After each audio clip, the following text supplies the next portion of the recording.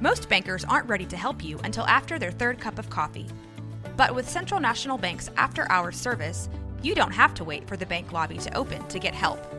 You can contact us from 6 to 8:30 in the morning or from 5 to 10 in the evening, and we'll connect you to a real, live, local person who can answer questions and fix problems 7 days a week.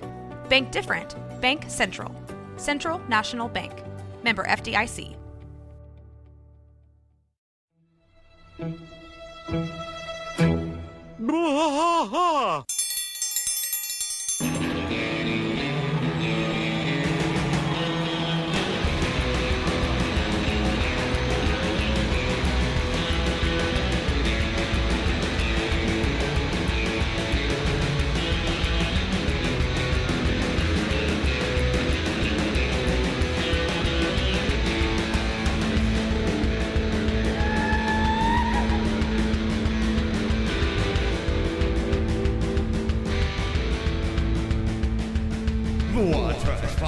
Through the night, deep in the heart of Texas, the trailer park is nice and dark. Deep in the heart of Texas, Jack drinks his brew and he spits his chew. Deep in the heart of Texas, the TV blares but no one cares. Deep in the heart of Texas, here we go. Hey there, everybody. Welcome to It Ain't Right Friday. Is it? Yeah, it ain't. That ain't right. That ain't right. Yeah, It ain't something right. like That ain't right. Well, anyway, either way, it's not right. Either way, it ain't right. And you are listening to Bois. I am Mike, And I'm Rusty. and we welcome you to Friday. Yeah, it's kind of a light tribute to the still with us, but resting. Not doing great. Resting up for the big sleep, Jimmy Carter. I mean, that's what hospice is Yeah, I just get it, making sure. you comfortable for the slow eventual Well, yeah. death. Yeah. But, he is a very, very long in the tooth guy, if you will. He's been around for quite some odd 90 years now. And I think that as far as human beings go, if you want to strive to be a good individual or a good human being and have a role model that was in politics, because that's hard to find, is for kids who want to be in politics, is to find a decent role model in politics, because people look up to a lot of these politicians who have a lot of nefarious things in their backgrounds, or they get money from, if you look at their money from the lobbies they get it from, what kind of lobbies that they're accepting some of their campaign funds from. Man. I went, and I kind of felt like a jackass for doing this, but I went and I looked at everything I could about Jimmy Carter, and I was looking to find things that could be clearly defined as a lack of moral character, not necessarily any political decision that caused something bad, because there was political decisions that caused bad events, like the Iranian thing when they went to go Well, we're all human too. That just happens, whether you're a president or not. And I'm not gonna put a failed military operation completely in his hands, but because there's inherit other a lot of things. those things. Yeah, you inherit a lot of things. But so Jimmy Carter is in hospice right now, and we wanted to do a light tribute to him due to the fact that he appears in essence. It's not actually Jimmy Carter. It is Jimmy Carter as a character, but it's not played by Jimmy Carter. It's played by the voice actor David Herman, actually, who does Jimmy Carter's voice. I want to give credit where credit is due. This was Mason's idea. He wanted us to cover the actual episode that Jimmy Carter is in. And I think that would throw the continuity off a little bit as far as what we're trying to do, from just episode a little to bit. episode. But we could discuss it a little bit. But I will also and I'll just discuss the character, because on the character description, it kind of talks about that particular episode real briefly. Well, I also just wanted to give Mason credit for the fact that it was a great idea. Wonderful idea. And especially for a president from the South, a true Southern president, which we haven't had. They say, there's a Texas president that they attribute to being from Texas, but, he really is a Hartford, Connecticut boy. So not a true Texan, has a ranch in Crawford. Jimmy Carter, Texan. I lived through his presidency. Yes. He was president from 77 to 81. He got a lot of flack as being a peanut farmer, being too nice, all of this stuff. Yeah, not being a good president for a lot of the stuff that I was seeing. But let me ask you this, Mike. So when he was the governor of Georgia too. By the way. Yeah. So let me ask you this. So when he became president, we're coming off of Nixon's impeachment, Ford's pardon, and we're coming off of a fractured government, if you will. Not only like fractured in the sense of the Congress was kind of fractured into different, they had like different, cliques or caucuses. They call them caucuses, I call them cliques. But they had like different cliques within inside of the parties and stuff. It was kind of fractured due to the situation. Sure. So would you attribute the bad reputation that Jimmy Carter got as a president and the reason why he wasn't voted in for a second term mainly based on the atmosphere of the nation towards government at that time? Because he had to come in and say, hey, I'm offering complete transparency of government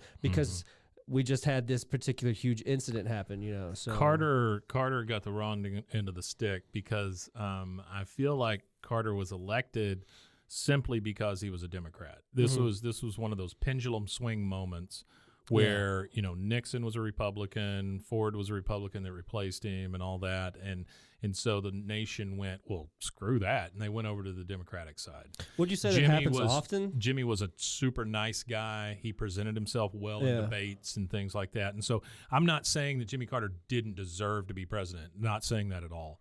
But he got the wrong end of the stick when it came to the Iran the hostage situation. The embassy hostage. He also got the wrong end of the stick when it came to the energy crisis. That's all attributed to him. Nothing in this country starts under any single one president.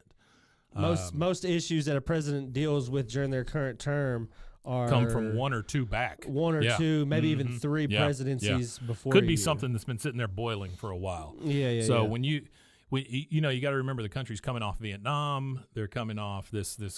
That's where the energy crisis comes in. It was the Vietnam stuff. Whole the thing, OPEC. man. Whole thing.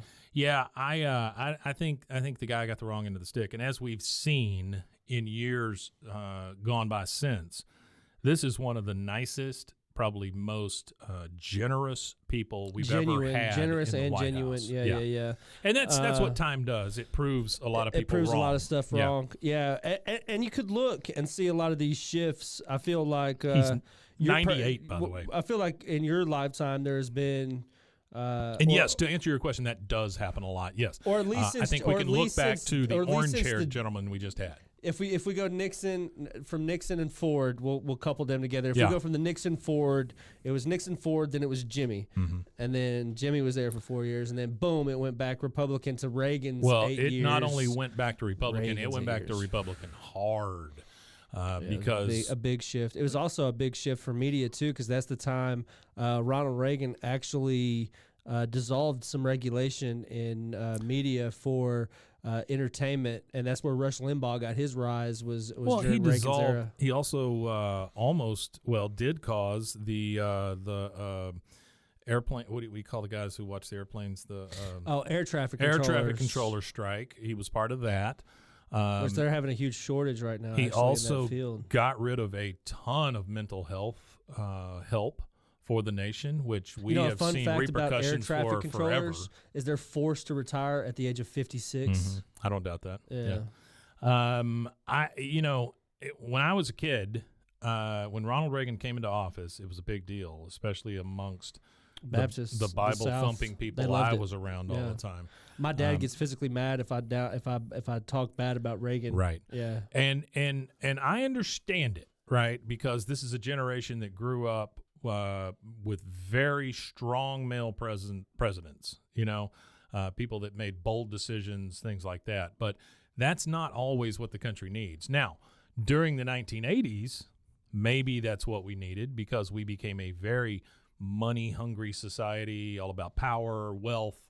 The stock market was huge, all of that stuff, glitz and glitter of the 1980s. Would you say that? And it's so weird because I don't know that Reagan was really a glitz and glamour president, although he was a former actor. Yeah, he was a Hollywood So guy. it does kind of go hand in hand how the country took a turn. Yeah.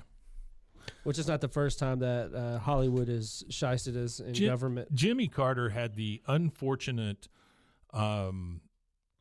circumstance to be the guy who made the transition from hippies to yuppies. He's the poor guy. Yeah, he was that just there. He just got happened to stuck be with there. it. Yeah, he just got the ball dropped on him. He tried to make the best of what he had, and it just. Well, it you just can't wasn't say nothing enough. bad about him. That's for No, I sure. really Say what can't. you want about his political leanings, left, right, up, down. You know, No, A, B, God, A, B, select, start. I tell you, anybody wants to say anything bad about what Jimmy Carter did since he left the presidency, they're insane. So, Yeah, the last picture that I saw of him, he was a 90-plus-year-old man, you know, banging a hammer on a frame of a house. That's right. So well, he there's not very started many that, of you right? guys that are going to be 90 banging hammers. So you know. Yeah, he works a lot with what's the thing he started? It's called people who need homes on their street. What's it called? It's Habitat for Humanity. Habitat for Humanity. So there in we this episode that he was in was called The Father, the Son, and JC. Yeah. So we'll go back with Jesus Christ. So Jimmy Carter, JC, Jimmy Carter, Jesus Christ, both carpenters, both leaders. Yeah. Leaders of people.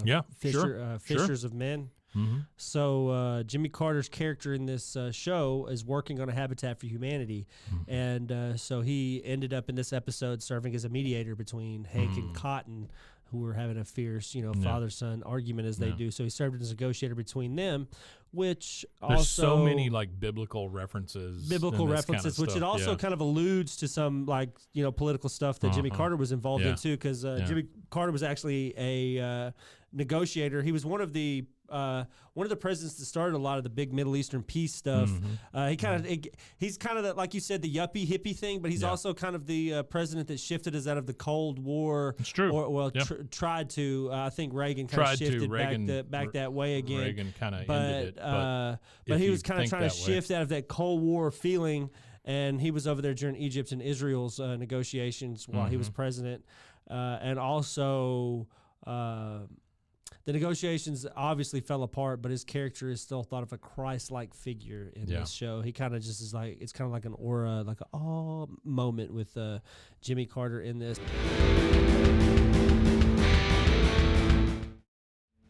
Watch us fight all through the night, deep in the heart of Texas. All right, so we're back. So I have a clip here. This is Jimmy Carter, the negotiator, is what the clip says. It is a clip from this show. It's a little 3-minute clip here. You must be Hank. You ran our country. America. Hank, I understand you told your father you hate him. Hate's a strong word, Mr. President. That's why I used it. Yep, hate my dad. You may say you hate your daddy, but I seem to recall the Egyptians once said they would never accept Israel's right to exist. I think we all know how that turned out. Now, why don't we go inside and talk things over? I'm not going in there. I hate the man. Feels good every time I say it. Says JC on his overalls. Mr. Hill? Jimmy Carter? Yes, this is Jimmy. Now, how about I come inside and visit with you about what your son said? I'd love to meet a war hero face to face. Yeah, this is Jimmy. Jimmy Carter? Jimmy Carter? Like he recognized you. Just by his voice. Assume the position, Mr. President. There's no need for that. He's I've got been a nail nominated for a gun in Nobel his Peace hand, Prize. holding him hostage. Look, the Secret Service didn't want me to come in here at all. This was a compromise. I'd have done the same if I was in your shoes. Same idea. Bigger gun. Good. Well, something we can agree on. Let's build on that. Why do you think your son said he hates you? He's a hateful crybaby. He was crying the second he popped his head out of his mama. Like I told your father, in these highly charged Like situations, every other baby. I find it's helpful to say something positive about the other side. Sadat, for example, thought Begin had excellent posture. Yeah? What'd my dad say about Sadat. me? What? Why don't you go first? Come on. Deep down, just between you and me. I won't tell anyone. You don't really hate your son. Yes, I do. But you don't... Head to toe. No, really. And his wife. Look, he was a baby once. Everyone hated that baby. Hated a baby? Okay, how about this? Say there was a magic button you could push that would make Hank disappear forever. Everything else in the world would stay the same. But Hank, your son, would never have existed. Now I'm serious here, mister. Would you push that button? I ain't That's the answer, no hypothetical situation. Would you push that button? Not yes. Not yes. Not yes. You wouldn't obliterate Can me? you say no? His words? Now, do you recognize his right to exist? Recognize his right to exist. That's what he- Yeah. You both seem to prefer a universe in which the other party hasn't magically disappeared. I think we have a framework for peace. Now, how do you feel about going outside? I still got some nails left. If you come outside, I'll let you shoot at my bulletproof limo.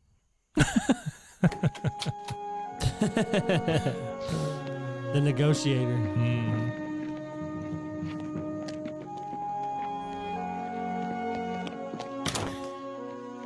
Hank, KOTH, I see a new era KOTH. of trust and understanding between you. Not so fast, And they choppers. wouldn't shake We had hands. a deal. I gets to shoot me a bulletproof motorcade. I think you got more important things to do right now than shoot up my car. No, I don't. Look, you're not shooting up my car. Hold on. Now, Dad, did he really tell you you could shoot up his car? With my nail gun. Is this true, sir? Well, I think I may have put it on the table, but it seems to me the important thing is... Sorry, you gave your word.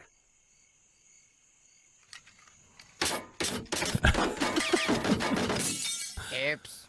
They told me it was bulletproof. Oh man, And that's rough. the end of that one. Yeah, that it is goes, rough. they told me it was bulletproof, and it ended up not being bulletproof. It was not bulletproof at all. So Jimmy Carter, he is characterized as like a underperforming president or whatever, because he Yeah. only did one term or whatever. He's the only president to not have appointed a Supreme Court justice. Yep, yeah, Which is weird. He is the only president that didn't. But as heard in that clip, he was a very good negotiator, and so he did a lot of the Israeli-Palestine. Yeah, he did a lot of that stuff. Yeah, negotiating, which we could certainly use right now. And then he was given a Nobel Peace Prize in 2002 because of his activities. Oh, okay. Yeah, Yeah, no, pretty he was- amazing. He was a good dude. Yeah, is still Yeah. he's still here with Yeah. us as of Yeah, today. yeah. I mean, we all understand the guy's 98 years old. It's going to happen sooner or later, right? But But sooner than later. obviously, the man was destined for greatness. The fact that he It was a deserved his president, flowers. Yeah. yeah, the fact that he was a president actually is kind of not even the highlight of his life when you look at it all in one bit. You look at the big picture. Yeah, and since this show, kind of touches on nationalism a lot, it kind of touches on Yeah. the American everything.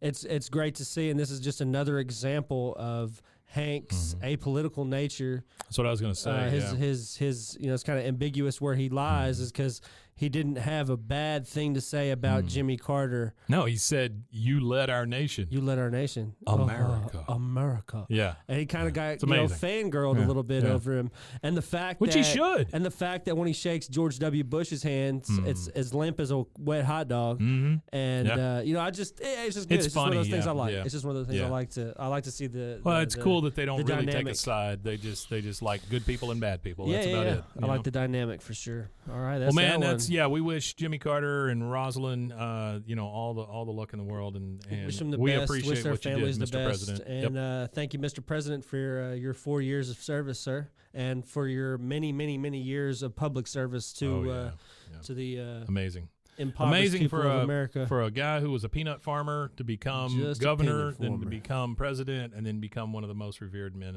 in the nation. So, this was a good one, man. I think this was I really enjoyed heady it. stuff for a Friday, but it was very good. Yeah, I enjoyed it. Yeah, no, I think it's one of those Yeah. ones that needed to be said. Yeah. Well, let them know where they can find out more about us. You can find us at Linktree. That's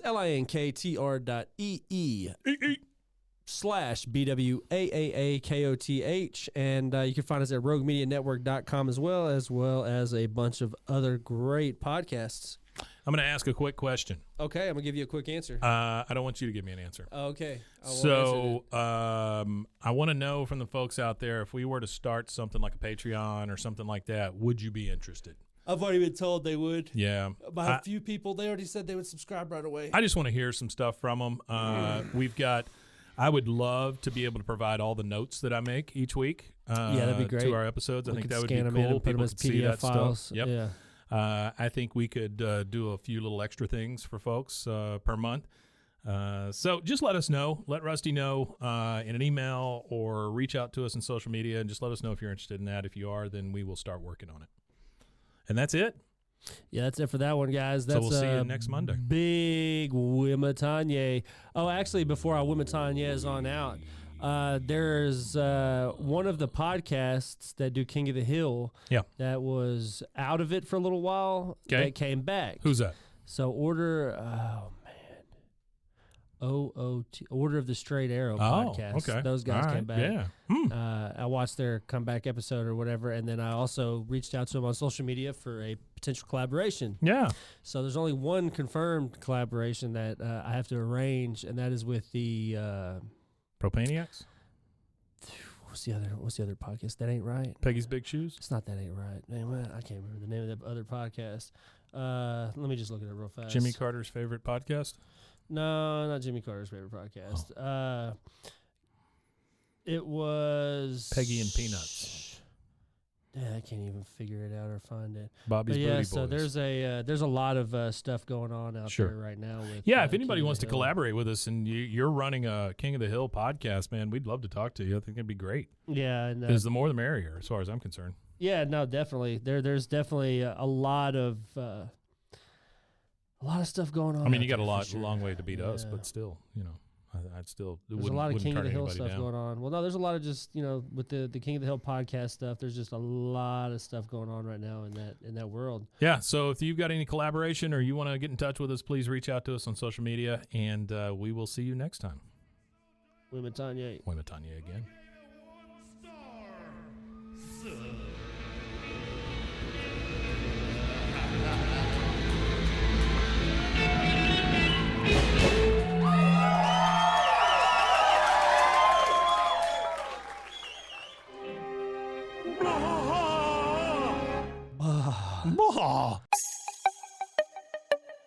This has been a Rogue Media podcast.